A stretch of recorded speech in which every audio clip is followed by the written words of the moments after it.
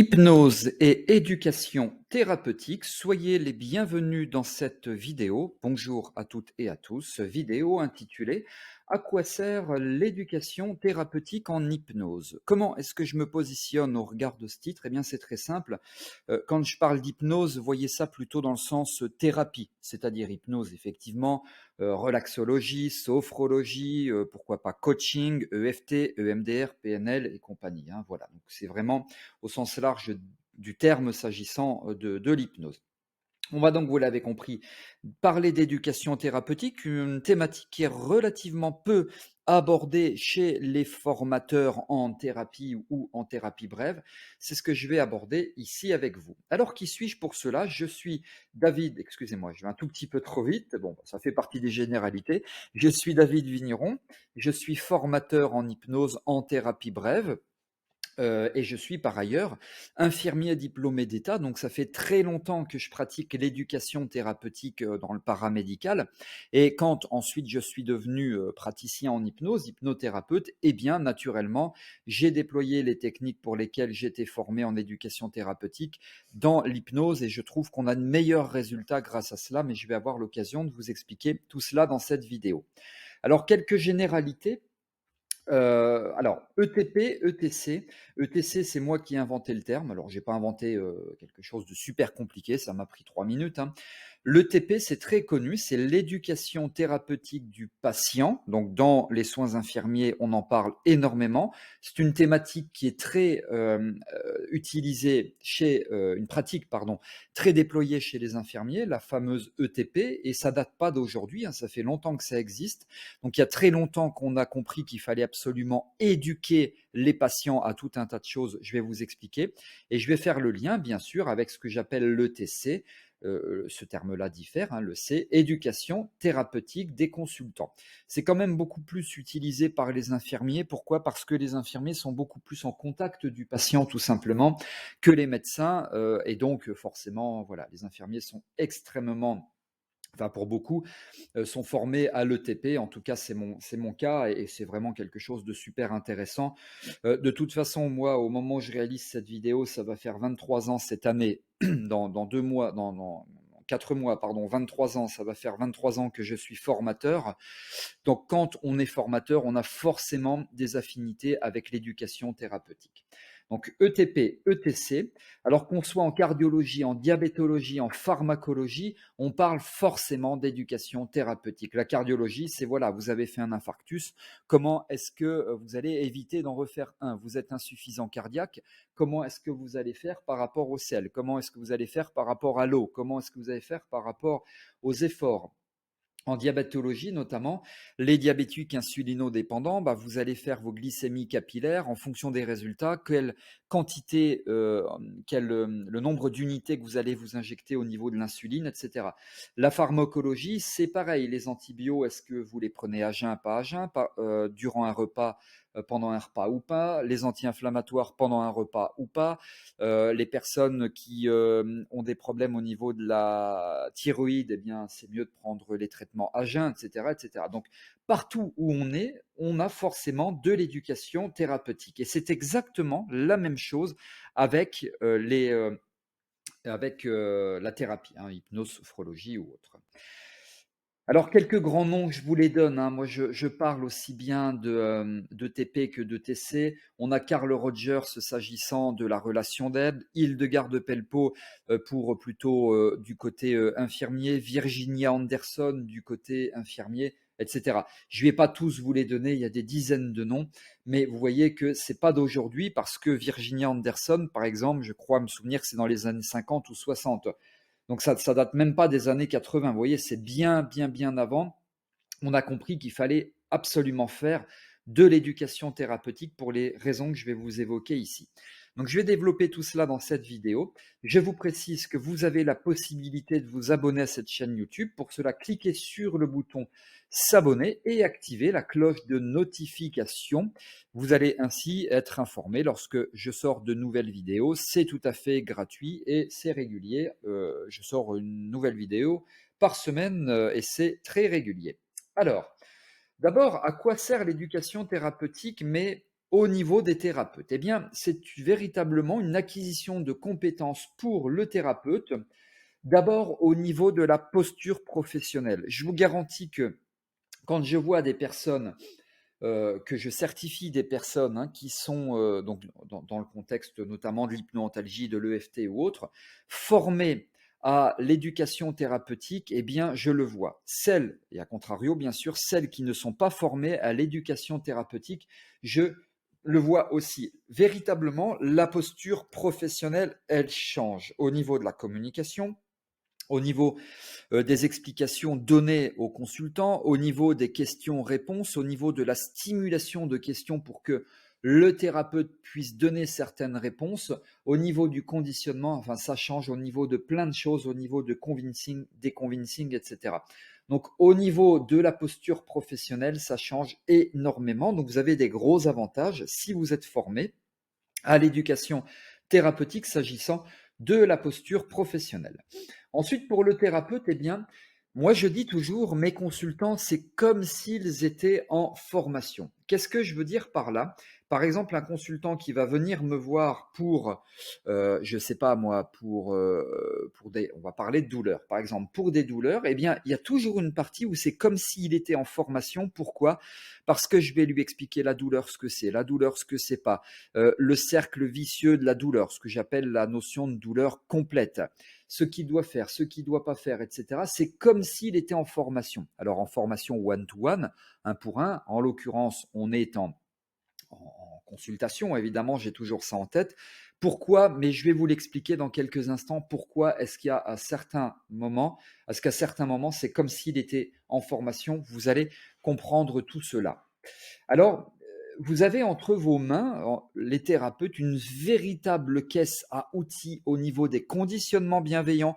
Oui, les conditionnements bienveillants, moi j'en parle depuis des années. Très souvent, je me suis fait, pardon pour l'expression, je me suis fait tirer dans les pattes. De plus en plus, on en parle de ce conditionnement bienveillant. Au niveau des démonstrations, au niveau de comment convaincre, c'est ce que j'appelle les convincing, comment convaincre un consultant de s'autonomiser, de coopérer, de pratiquer telle technique, comment lui apprendre telle ou telle technique pour qu'il soit autonome. Vous avez véritablement une caisse à outils entre les mains et c'est ça qui est extrêmement puissant pour les thérapeutes. Et évidemment, ça rend ainsi, bien sûr, vos séances plus efficaces.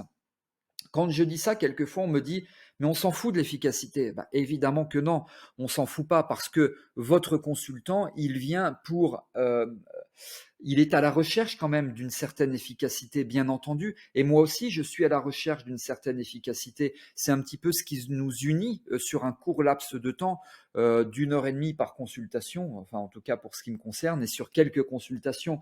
Donc ça rend vos séances plus efficaces. Pardon, moi je vise l'efficacité. Pas que ça, mais entre autres, je vise l'efficacité.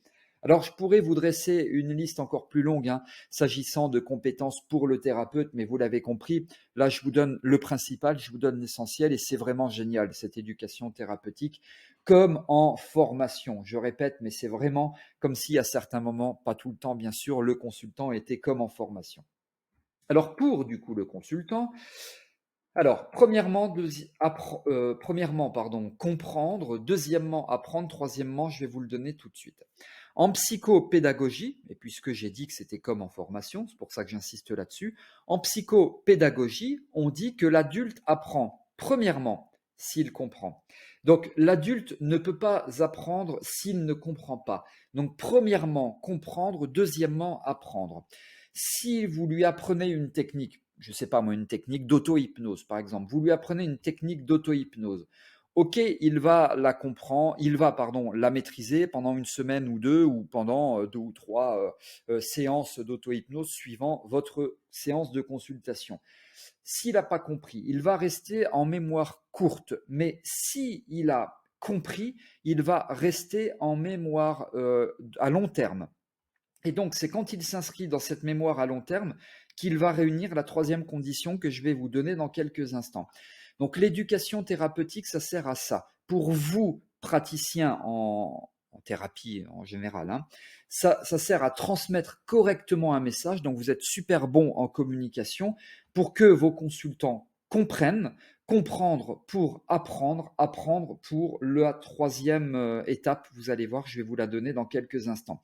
Si vous zappez cette étape de compréhension, vous allez zapper la 2 et vous allez également zapper la 3. Moi, vous savez que je suis issu du SAMU et j'ai été à un moment donné formateur, deux formateurs dans le milieu de l'urgence et j'expliquais toujours aux formateurs que je formais, qui ensuite allaient former des gens, j'expliquais si vos apprenants ne comprennent pas, eh bien, ils n'apprendront pas, ils ne vont pas mettre en œuvre correctement. Par exemple, il est confronté à une personne qui est inconsciente et qui respire. S'il ne comprend pas pourquoi cette personne inconsciente qui respire, on doit la mettre en PLS sur le côté, en position latérale de sécurité, il va le retenir, il va l'apprendre, mais ça va durer 1 ou 2 semaines. Vous le revoyez dans un mois, inconsciente qui respire, il n'aura pas le réflexe PLS. Pourquoi? Parce qu'il n'aura pas compris. Si vous lui expliquez, petit cours de secourisme au passage, que toute personne qui est inconsciente et qui respire est soumise à 2 risques majeurs. Le premier, c'est la langue qui bascule en arrière dans les voies respiratoires et il va s'arrêter de respirer parce que la langue obstrue les voies respiratoires, premièrement. Et deuxièmement, il va vomir ou il va y avoir de l'hypersalivation, donc ça va retomber dans les poumons. Donc ça va pas tomber dans l'estomac. Et donc il va mourir parce qu'entre guillemets, il va se noyer de l'intérieur. Tout ça si vous le laissez sur le dos. Donc toute personne inconsciente et qui respire, si vous la laissez sur le dos, elle va mourir à cause de sa langue, à cause de sa salive, éventuellement à cause du sang. Et donc, si vous la mettez sur le côté, la langue, elle bascule sur le côté et donc pas dans les voies respiratoires. Et tout ce qui est vomi, tout ce qui est salive, tout ce qui est sang, ça va tomber par terre et pas dans ses poumons. Et c'est là que vous lui sauvez la vie. Voilà pourquoi toute personne qui est inconsciente et qui respire, vous devez impérativement la mettre sur le côté, la mettre en PLS, en position latérale de sécurité. Alors évidemment, les explications sont un petit peu plus renforcées, je montre des schémas, etc. Et donc là, vous vous inscrivez vraiment dans de l'enseignement. Et si vous faites la même chose, alors vous n'allez pas parler de secourisme, hein, bien sûr, hein, en thérapie, vous faites la même chose, eh bien, vous favorisez la compréhension, c'est le fondamental. Comprendre, comprendre pour apprendre, apprendre pour être autonome. Il n'y a pas d'apprentissage sans compréhension, il n'y a pas d'autonomisation sans apprentissage et sans compréhension. Vous devez absolument autonomiser vos consultants pour qu'ils soient dépendants de eux-mêmes et pas de vous. Alors évidemment, vous avez un rôle à jouer. Vous avez un rôle à jouer dans tout cela, dans ce registre d'éducation thérapeutique. Mais par exemple, je reviens sur les douleurs. Votre consultant à 4 heures du matin, il a mal, il a une crise douloureuse. Vous allez faire quoi? Rien du tout, parce qu'il ne va pas vous appeler à 4 heures du matin, vous dormez. Donc lui, si vous n'êtes pas dans cette dynamique d'éducation thérapeutique, bah c'est, pardon pour l'expression, c'est démerden zizich, hein, c'est tu te débrouilles. Mais si vous allez l'inscrire ou si vous l'inscrivez dans une dynamique, dans un contexte d'éducation thérapeutique, il comprend, il a appris, il est autonome, et bien il va pouvoir se débrouiller tout seul, puisque notamment moi je donne des techniques pour gérer seul en totale autonomie les pics douloureux. Et là vous êtes efficace, là vous êtes un vrai thérapeute qui avait su autonomiser vos consultants grâce à l'éducation thérapeutique. Donc voilà à quoi ça sert l'éducation thérapeutique. Voilà pourquoi je dis que tout thérapeute devrait y être formé. Et donc, il peut appliquer toutes ces techniques pour divers problèmes. Je vous donne un exemple. Un jour, j'ai une jeune fille qui vient me voir. Alors, c'était pas du tout pour de la douleur. Je vous donne le contexte. Elle venait me voir pour une phobie des araignées, à tel point que ça devenait extrêmement compliqué pour sa vie conjugale parce que elle avait tellement peur des araignées que son copain en avait marre, etc., etc. Bref, je rentre pas dans les détails. Donc là, je la traite en EFT et cohérence cardiaque. On fait 2 séances, ça suffit. Elle m'envoie un mois, peut-être, je sais plus, un mois après, disons, un mail en me disant c'est génial, j'ai plus peur des araignées, je ne les tue plus, je les mets dans une pelle avec une balayette, je les sors, alors qu'avant j'étais tétanisé, je pouvais rester 1 heure tétanisé. Donc en situation d'hyperparasympathique, hein, c'est la tétanie, c'est la prostration, et voilà, je pouvais absolument rien faire. Maintenant, c'est OK. Et j'ai aussi passé le permis moto, c'est génial parce que toutes les techniques que vous m'avez apprises pour les araignées, enfin pour la phobie des araignées, eh bien j'ai pu les appliquer pour mon permis de conduire. Et c'était compliqué parce que je stressais. Et donc les techniques alors on n'a pas du tout parlé du permis moto, pour moi elle était très jeune, je ne savais pas qu'à cet âge-là on pouvait passer le permis moto, mais peu importe. Et donc ces techniques-là, elle a pu les appliquer pour divers problèmes de sa vie. Par exemple, moi les personnes qui viennent me voir pour de la douleur chronique, eh bien elles apprennent aussi à gérer le stress et puisque je suis dans l'étape 1, 2 et 3, elles peuvent aussi utiliser ces techniques donc pour de la gestion du stress, par exemple pour de la parole en public, même si spécifiquement, j'ai pas évidemment fait de l'éducation thérapeutique pour de la parole en public, mais par essence, eh bien, elles peuvent les appliquer pour d'autres problématiques, d'autres champs de leur vie. Et c'est ça qui est génial parce que ces consultants vont parler de vous en bien. Et donc moi je dis un grand bravo. Voilà à quoi sert, pardon, l'éducation thérapeutique.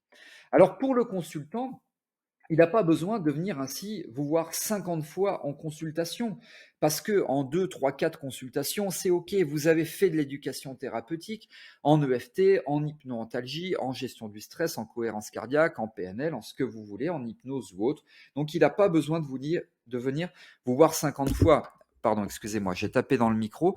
Alors, vous allez dire, oui, mais bon, moi, je préfère qu'ils viennent me voir 6, 8, 10 fois plutôt que 2 ou 3 fois, parce que comme ça, je gagne un peu plus de sous. Comme ça, il vient me voir un peu plus souvent.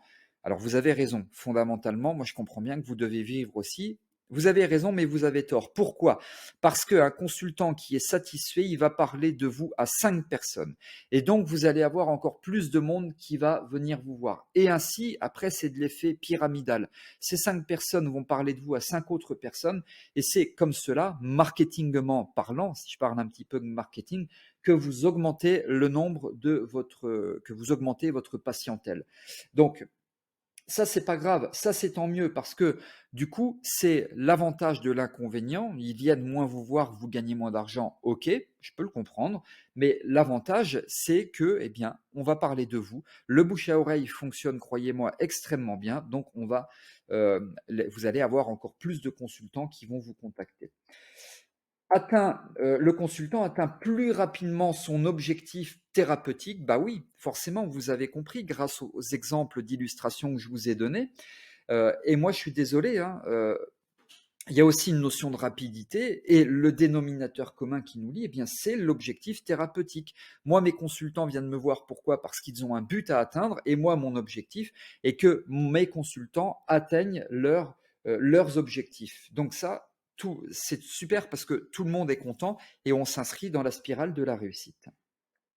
Très rapidement, je vous donne, hein, selon l'OMS, ça date de 96, ce que l'OMS nous dit par rapport à l'éducation thérapeutique donc du patient, elle vise à aider les patients à acquérir ou maintenir les compétences.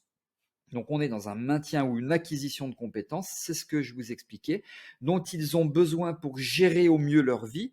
Donc c'est ce que j'abordais notamment par rapport à l'autonomisation avec une maladie chronique. Alors nous, ça peut être d'autres problématiques, hein. Là, on est bien sur l'ETP du patient. Elle fait partie intégrante et de façon permanente de la prise en charge du patient. Les mots-clés qui nous lient par rapport à cette définition, acquisition ou maintien de compétences, gérer au mieux leur vie, on est dans ça aussi, et ça fait partie intégrante de votre prise en charge. Voilà ce qu'est l'éducation thérapeutique du consultant dans un contexte d'hypnose ou autre.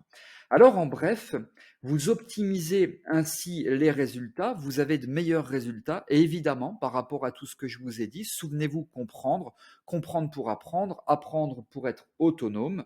Donc, optimisation des résultats, on est dans ça aussi. Ça représente autant d'avantages pour le thérapeute et pour le consultant. Donc, tout le monde s'y retrouve. Selon moi, tout thérapeute devrait être formé à l'éducation thérapeutique. Vous avez compris que moi, je trouve que c'est absolument génial. Je me répète, mais ça vaut la peine d'être répété et d'être encore une fois entendu pour vous.